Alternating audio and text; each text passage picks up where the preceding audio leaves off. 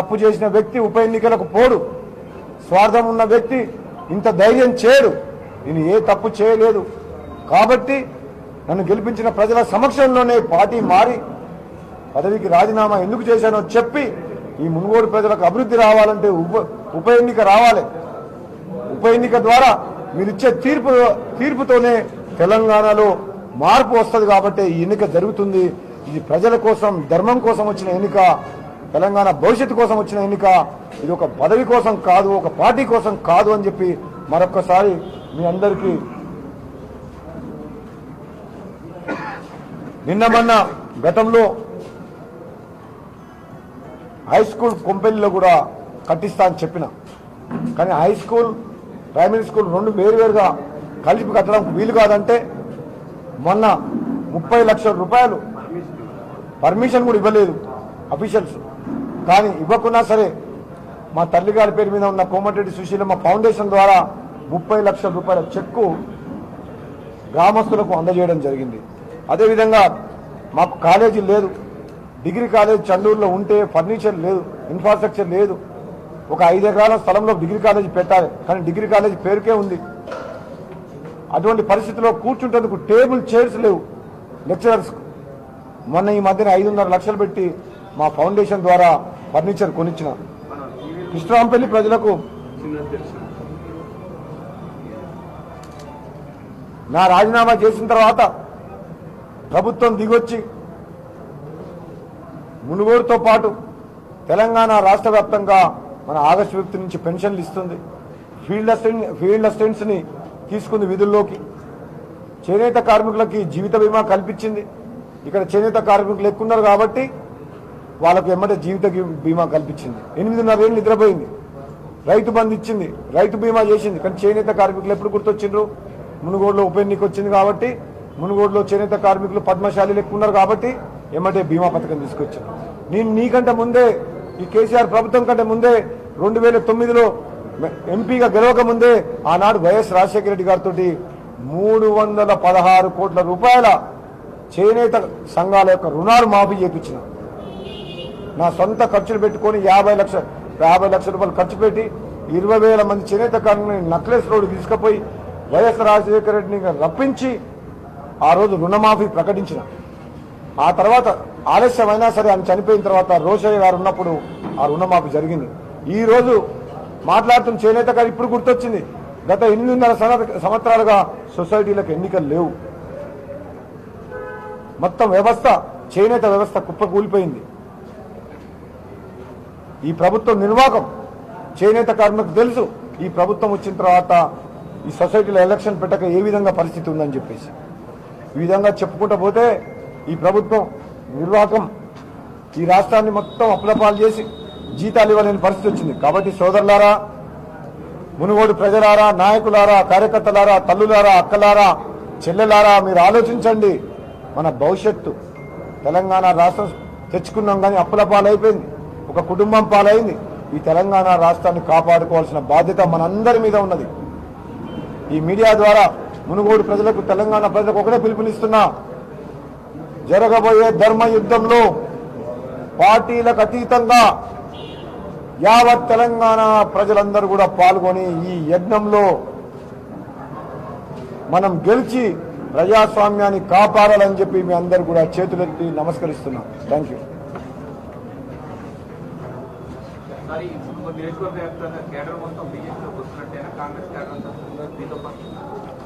నిన్న మీరు మీటింగ్ చూసిండ్రు.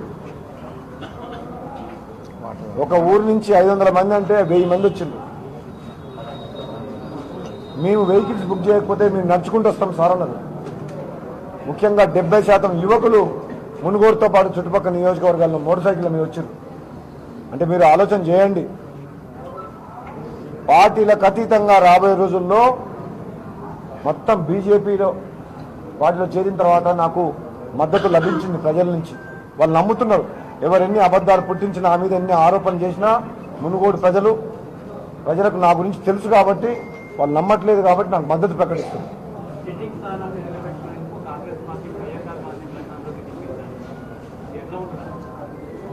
సిట్టింగ్ స్థానం అంటే ఈరోజు రాజగోపాల్ రెడ్డి, గతంలో మీకు ఒకటే మాట చెప్తా, మునుగోడులో ఉన్న కాంగ్రెస్ పార్టీ కార్యకర్తలు, నా అభిమానులు, కామన్ మ్యాన్ 2018లో నాకు 3 ఏళ్ల ఎమ్మెల్సీ పదవి ఉండేది. నేను ఎమ్మెల్సీగా కంటిన్యూ అవుతా అని చెప్పిన, లేదా భువనగిరి ఎంపీగా చేస్తా అన్నా. కాంగ్రెస్ పార్టీ నాయకులు, కార్యకర్తలు నా దగ్గరకు వచ్చి, కాంగ్రెస్ పార్టీ టికెట్ ఎవరికి ఇచ్చినా గెలవదు, పార్టీ టికెట్తో పాటు మీకు పర్సనల్ ఇమేజ్ ఉంది, మీరైతే గెలవగలుగుతారు, మీరు పోటీ చేయాలని చెప్పి నన్ను చాలామంది అడిగింది.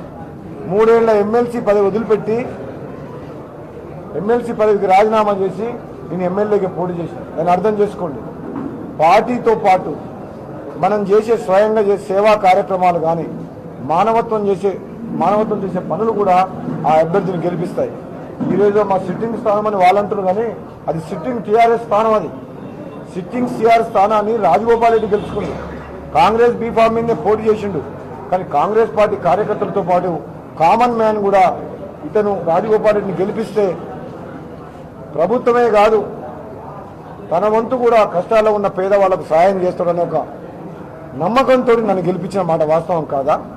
అది ఎవరిని అడిగినా మునుగోడు ప్రజలు ఈరోజు బీజేపీలో పోతున్నా అంటే నీ వెంట మేము నడుస్తాం, నీలాంటి వ్యక్తులు మేము పోగొట్టుకోలేం, పార్టీ మేము కూడా మారుతాం అనేటోళ్ళు 90% ఉన్నారు. 90% పార్టీ మారింది ఈరోజు. కాబట్టి పార్టీ ఏ పార్టీలో ఉన్నా, వేదిక ఏదైనా, మనం నిజాయితీగా ప్రజల్లోకి పోయి మీ వెంట నేనుంటా అంటే ప్రజలు కూడా మన వెంట నడుస్తారు, కార్యకర్తలు కూడా నడుస్తారు, నాయకులు కూడా నడుస్తారు. అది మన లీడర్షిప్, మన నాయకత్వం మీద డిపెండ్ అయి ఉంటుంది. ఒకవేళ నేను తప్పు నిర్ణయం తీసుకొని స్వార్థం కోసం పోతే నా వెంట రారు. నేను మీకోసం రాజీనామా చేసిన, తెలంగాణ ప్రజల కోసం పార్టీ మారుతున్నా, ఈ కుటుంబ పాలనకు వ్యతిరేకంగా పోరాటం చేస్తున్నా, నా వెంట ఉండండి.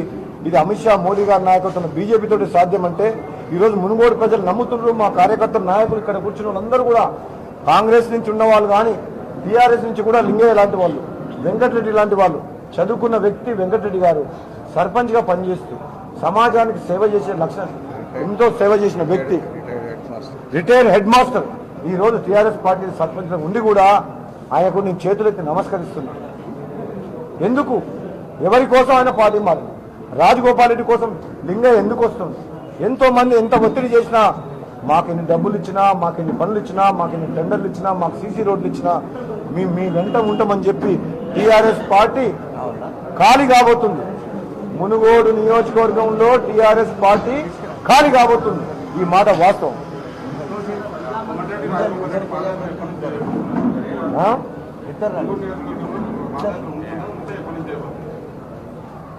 మునుగోడు నియోజకవర్గ ప్రజలతోటే నా జీవితం.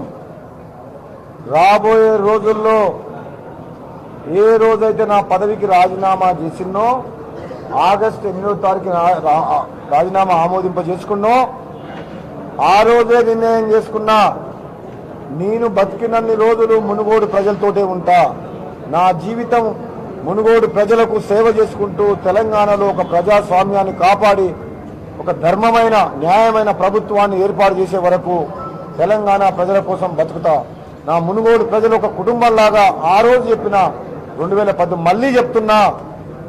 గత 3.5 సంవత్సరాలుగా ప్రభుత్వం లేకపోవడం వల్ల, నాకున్న వ్యక్తిగత కారణాల వల్ల, కష్టాల వల్ల, కరోనా వల్ల ప్రజల్లోకి ఎక్కువ తిరగలేకపోయినా, కానీ నా మనసు, నా ప్రాణము, నేనెప్పుడు మీతోటి ఉంటా అని చెప్పి మరొకసారి కూడా మునుగోడు ప్రజలకు చెప్తూ, తప్పకుండా ఎక్కడ కష్టాల్లో ఎవరున్నా సరే పేదవాళ్లకు నేను అండగా ఉంటా అని చెప్పి మరొకసారి చెప్తూ,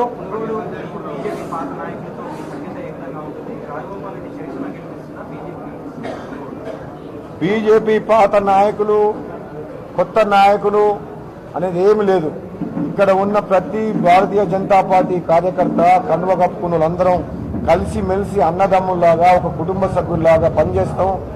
ఈ మునుగోడులో ఏదైతే భారతీయ జనతా పార్టీ ఏదైతే చరిత్ర సృష్టించబోతుందో అదే తెలంగాణ రాష్ట్రంలో ఒక మార్పు కాబోతుంది.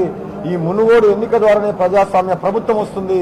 ఇక్కడ గెలిచిన తర్వాత టీఆర్ఎస్ లో ఉన్న మంచి నాయకులు, కాంగ్రెస్ పార్టీలో ఉన్న మంచి నాయకులు భారతీయ జనతా పార్టీలో చేరి రేపు రాబోయే రోజుల్లో 100% భారతీయ జనతా పార్టీ మోడీ, అమిత్ షా గారి నాయకత్వంలో ప్రభుత్వం రాష్ట్రంలో ఏర్పాటు చేస్తుంది. రాజగోపాల్ రెడ్డి అనే వ్యక్తి ఆల్రెడీ అందరికీ తెలుసు నియోజకవర్గంలో. కానీ పువ్వు గుర్తు అనేది నియోజకవర్గ వ్యాప్తంగా ఉన్న ప్రజల్లోకి ఏ రకంగా తీసుకెళ్తారో దానికి ఏమైనా కార్యాచరణ ఉందా? ప్రజలందరూ అమాయకులు కాదు.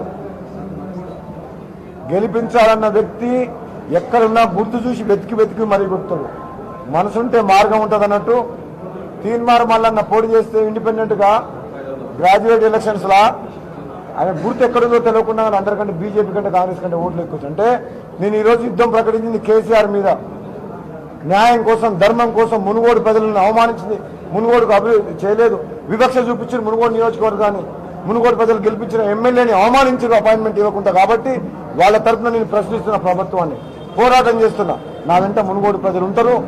నేను పోటీ చేసే భారతీయ జనతా పార్టీ కమలం గుర్తుకు ఓటేసి అత్యధిక మెజార్టీతో కూడా గెలిపిస్తారు ప్రజలు. ఆ నమ్మకం నాకుంది. మునుగోడు ప్రజల భవిష్యత్తు కోసం వచ్చిన ఎన్నిక కాబట్టి ఇది, తెలంగాణ ప్రజల ఆత్మగౌరవం కోసం వచ్చిన ఎన్నిక కాబట్టి ఇక్కడ ఏ గుర్తు అయినా సరే రాజగోపాల్ రెడ్డి వెంట ఉంటారు అని చెప్పి నాకు పూర్తి విశ్వాసం ఉంది. Thank you. హాయ్ ఫ్రెండ్స్, మా టుడే టుమారో యూట్యూబ్ ఛానల్ చూస్తున్నందుకు చాలా థ్యాంక్స్. మరిన్ని లేటెస్ట్ వీడియోస్ కోసం వెంటనే సబ్స్క్రైబ్ చేయండి. అలాగే ఈ బెల్ ని కూడా రింగ్ చేసేయండి. మా నోటిఫికేషన్స్ అన్ని మీ మొబైల్లో వస్తాయి. అలాగే మా వీడియోస్ మీకు నచ్చితే లైక్ చేయండి, షేర్ చేయండి, నచ్చకపోతే కామెంట్ చేయండి.